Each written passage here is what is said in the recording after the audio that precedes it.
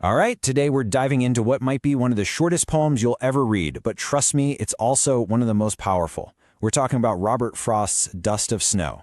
It's this tiny little powerhouse of a poem, and we're about to unpack the absolutely massive idea about life that it's holding.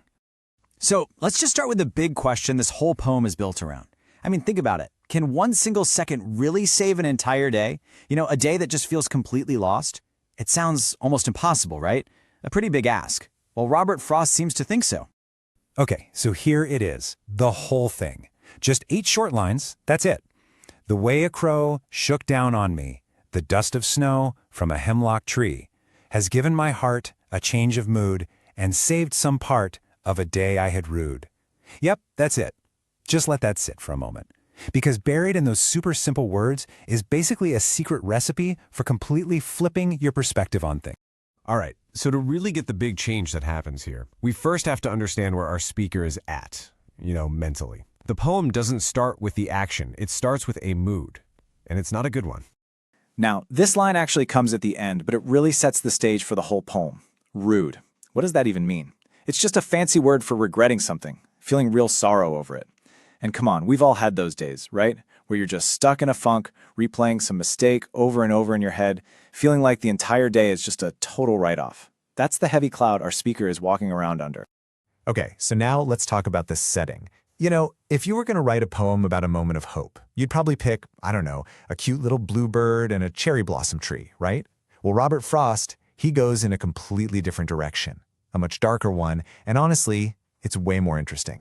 So you've got a crow, which, is usually a symbol for bad luck or even death. And then you have a hemlock tree, a plant that's literally famous for being poisonous. Yeah, not exactly the ingredients for a feel-good moment, are they? But that's the absolute genius of this poem. Frost takes these classic symbols of darkness and negativity and turns them into the heroes of the story. They're the ones who deliver this tiny, beautiful moment. It's like he's telling us, hey, sometimes the best things come from the places you least expect. So we've got a person in a bad mood, in a gloomy setting. What happens next? Well, it's not some big dramatic event. It's actually something ridiculously small, something you could almost miss. It all starts with the crow. And it's not like the crow is cawing all spooky or anything. It's just being a crow, doing its thing. It's just a totally normal, everyday action. But something about the specific way it moves catches our speaker's eye. And this action, it's really sudden and personal. It's not something he's just watching from afar. Nope, this happens to him. Shook down on me. See, it's not a gentle little dusting. There's a little bit of force there, a jolt. It's a sudden physical interruption that just cuts right through his gloomy train of thought. So what was this big interruption? It was just the dust of snow. I mean, really think about that phrase. It's not a big, heavy clump of snow. It's not an avalanche. It's this super light, fine, delicate powder. It's so tiny, so fleeting. It's the kind of thing you could just brush off your shoulder and completely forget about in a second. But he doesn't. And that right there, that's the absolute heart of the poem. This tiny little thing that happened on the outside, this dusting of snow, triggers a huge, massive shift on the inside. This is where the magic really kicks in. Yeah, this really is the core math of the entire poem, isn't it? It all boils down to this one simple, powerful ratio. One tiny, insignificant event leads to one huge, significant change. It's a simple little equation, but it's so profound.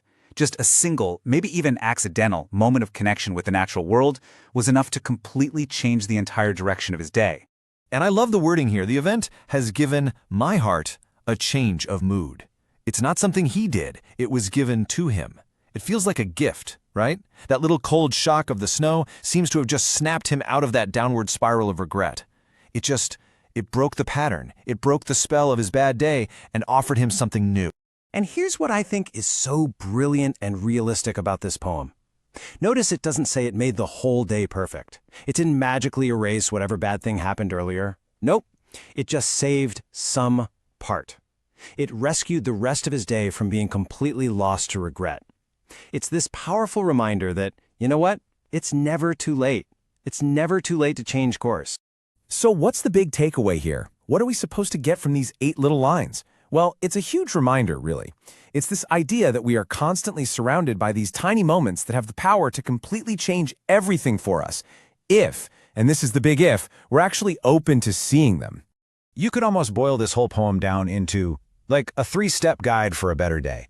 Step 1. Just notice the small stuff. I mean, really pay attention to the way the light hits a wall, or the sound of a bird, or that feeling of cold air on your face. Step 2. Accept these little unexpected gifts, even if they come from a weird place, like a crow on a poison tree. And step 3, and this is the hardest one, just allow your perspective to shift. Let that tiny moment in. Let it save a part of your day. And really, that just leaves us with one final thought, doesn't it? The best thing about this poem is that it's not just a story, it's an invitation. It's asking all of us to just look up. To look up from our screens, from our worries, and just notice the world around us. So, as you go on with the rest of your day, I'll leave you with this question. What's your dust of snow going to be? What tiny, unexpected moment are you going to look for?